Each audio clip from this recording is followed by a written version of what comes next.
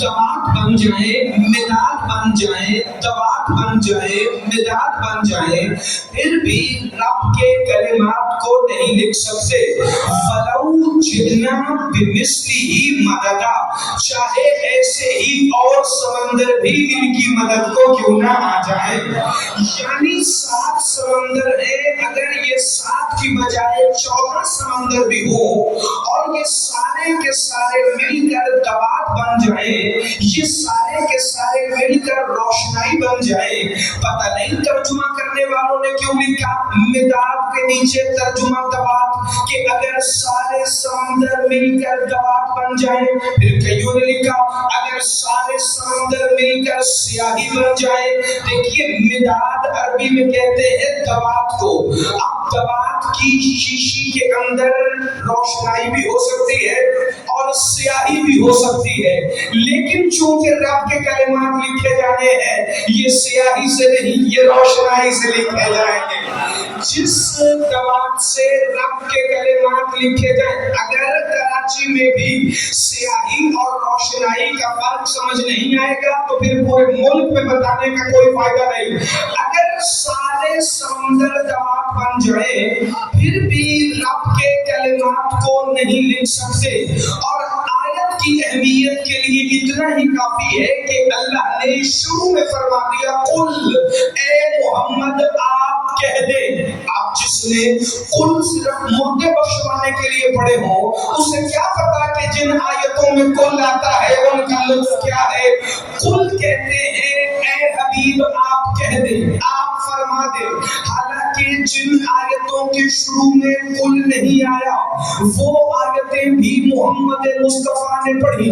بسم اللہ بھی تو مصطفیٰ نے پڑھی، الحمد بھی تو مصطفیٰ نے پڑھی، الف لام میم بھی تو مصطفیٰ نے کہا، یاسین والقرآن الحکیم بھی محمد نے کہا، الرحمن علم القرآن بھی مصطفیٰ نے کہا.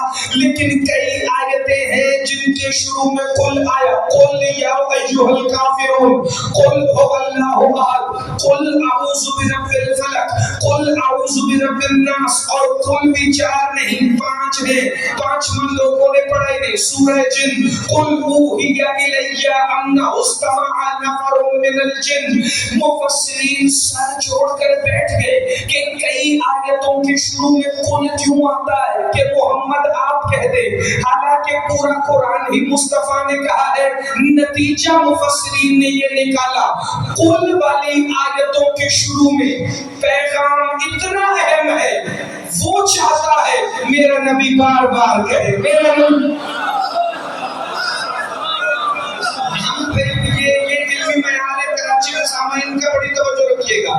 اس کا جی چاہتا ہے کہ میرا حبیب بار بار کہے.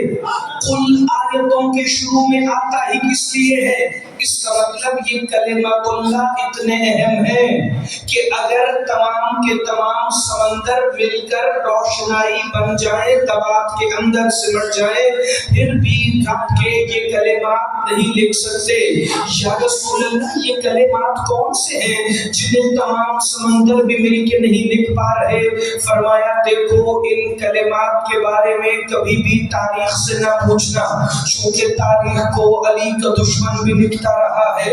تو میں نے کہا اللہ کے رسول کیا ہم حدیث سے مدد لے لیں کہ یہ کلمات کون سے ہیں؟ فرمایا کبھی بھی علی کے دشمن کی لکھی ہوئی حدیث پہ اعتبار نہ کرنا.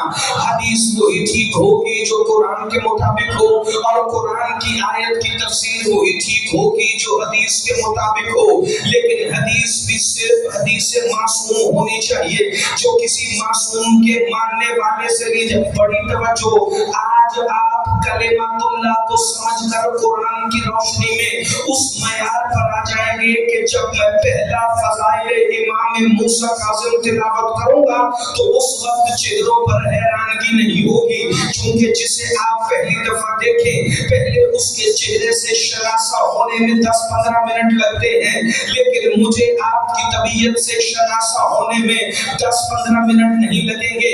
میں اگلی آیت پڑھ کے دیکھ لوں گا. اللہ پھر کس سے پوچھے کہ کلمات اللہ کیا ہے؟ اللہ کی آواز ہے جب میرا قرآن جو موجود موجود ہے تو تمہیں دنیا داروں کے پاس جانے کی ضرورت ہی نہیں. میرا قرآن تمہیں کھول کھول کے بتائے گا کہ یہ کلمۃ اللہ کون ہے. اللہ کون ہے کلمۃ اللہ؟ سورہ بقرہ ہے، آیت نمبر 37 ہے. بسم اللہ الرحمن الرحیم. فتلقى آدم من ربه کلمات فتاب علیہ ان اللہ هو التواب الرحیم.